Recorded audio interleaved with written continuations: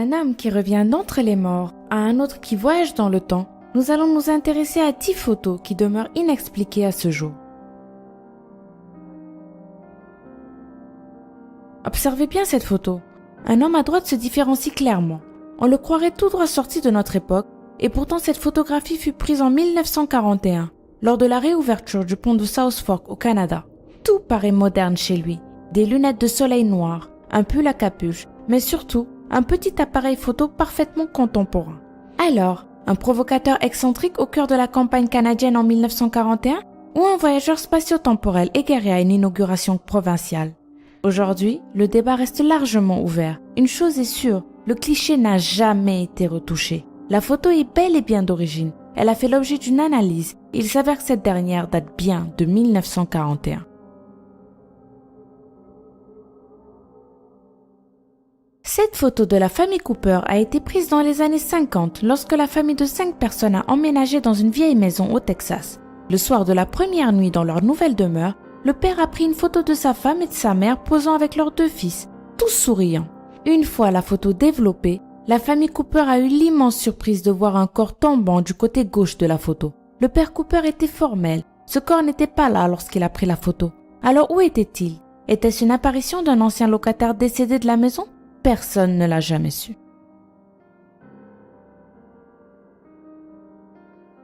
Le 13 mars 1997, des lumières diversement décrites furent observées par des milliers de personnes entre 19h30 et 22h30 de la frontière du Nevada en passant par Phoenix jusqu'à la limite de Tucson. Les lumières de Phoenix désignent en réalité plusieurs phénomènes distincts observés la même nuit à des endroits différents. Une formation triangulaire de lumière observée en train de passer au-dessus de l'État et une série de lumières stationnaires vues à Phoenix et dans ses environs. Parmi les très nombreux témoins, on retrouve des policiers, des notables de la ville, ainsi que le maire lui-même. L'explication officielle de l'US Air Force donnée quelques mois après les faits est qu'il s'agissait en réalité de fusées éclairantes appelées flares de l'armée, lâchées par des avions A-10 Warthog lors d'un exercice. Mais alors 2 questions se posent. Pourquoi des avions militaires A-10 Warthog auraient-ils lâché des flares dangereux pour la population au-dessus de Phoenix alors qu'ils pouvaient s'entraîner simplement dans une immensité désertique? Et surtout, pourquoi avoir caché cette explication pendant si longtemps?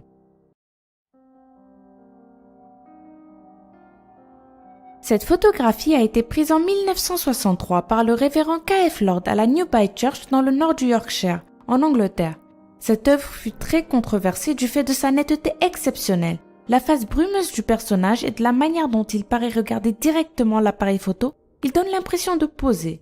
Pourtant, ce cliché fut examiné soigneusement par des experts en ce domaine qui ne décélèrent aucun trucage apparent. Le révérend Lord déclara qu'au moment de la prise de la photo, rien n'était visible à l'œil nu. C'est seulement lors de son développement qu'apparut cette étrange figure.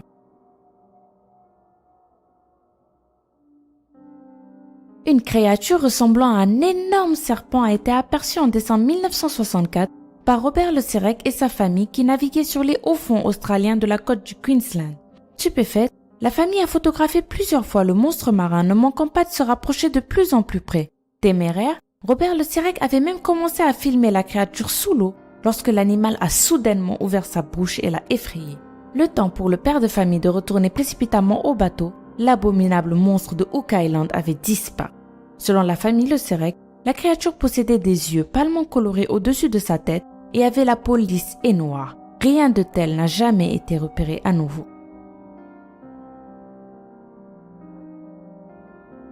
Lady Babushka est le surnom donné à une femme inconnue qui était présente lors de l'assassinat de John F. Kennedy et qui pourrait avoir filmé les événements survenus sur la Dealey Plaza à Dallas au moment où le président des États-Unis a été abattu. Son surnom est directement lié au fait qu'elle portait un foulard généralement porté à l'époque par les femmes âgées de nationalité russe. Lady Babushka a été vue en possession d'une petite caméra par des témoins oculaires et est également présente sur des pellicules photos ou vidéos ayant filmé l'assassinat. Fait étonnant, même si la fusillade avait déjà eu lieu et la plupart des témoins avoisinants se mettaient au sol pour se protéger, elle peut être vue, encore debout avec sa caméra. Lady Babushka ne s'est jamais fait connaître auprès des autorités et ni elle, ni son éventuelle séquence vidéo n'ont jamais été retrouvées.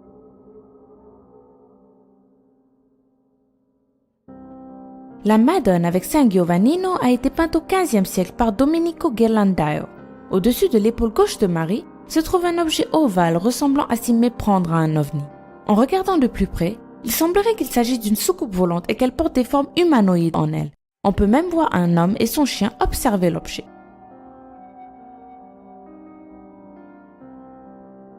Dans les années 1950, alors que la course à l'espace entre les États-Unis et l'Union soviétique commençait à peine, les États-Unis firent une étrange découverte. Ils détectèrent un énorme satellite en orbite autour de la Terre.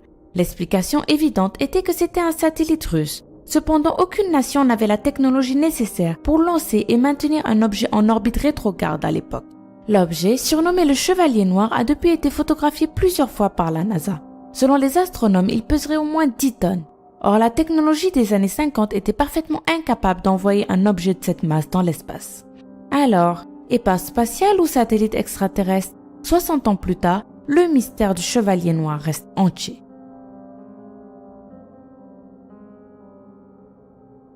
Voici une des photos prises par le programme spatial Apollo 17 lors de sa mission à la surface de la Lune. Cette photo a été listée comme ratée dans la galerie photo de la mission Apollo 17. Nul ne doute que la photo souffre certainement d'un excès d'exposition, mais elle n'est pas vraiment ratée. En effet, un ajustement du contraste et de la luminosité de la photo révèle une surprenante pyramide sur la surface lunaire. Alors, y aurait-il eu des pharaons sur la Lune ou serait-ce l'œuvre des extraterrestres? Cette photo date de 1919, mais elle ne devint connue qu'en 1975, lorsque Sir Victor Goddard, un officier à la retraite, la fit publier. La photo présente un portrait de groupe de l'escadron de Goddard, qui avait servi durant la Première Guerre mondiale au centre de formation HMS Daedalus. Derrière l'un des aviateurs placés dans la rangée du haut, le quatrième à partir de la gauche, se distingue clairement le visage d'un autre homme qui n'aurait jamais dû s'y trouver. Ce visage serait celui de Freddie Jackson, un mécanicien de l'armée de l'air qui avait été tué accidentellement par une hélice d'avion 2 jours plus tôt. La photo avait été prise le jour de ses funérailles, et les membres de l'escadron reconnurent aisément leur ancien camarade. Ils supposèrent alors que Jackson n'avait pas vraiment compris qu'il était mort et qu'il s'était présenté tout naturellement pour la photo de groupe. Voilà, c'est déjà la fin. N'hésitez pas à nous dire en commentaire laquelle de ces 10 photos inexpliquées vous a le plus intrigué. Et si cette vidéo vous a plu, vous pouvez mettre un pouce bleu et bien sûr la partager sur Facebook et Twitter. D'ailleurs, je vous invite aussi à vous abonner, comme ça vous êtes sûr de ne rater aucune des prochaines vidéos de la chaîne. Je vous laisse avec 2 vidéos qui pourraient vous plaire et je vous dis à bientôt.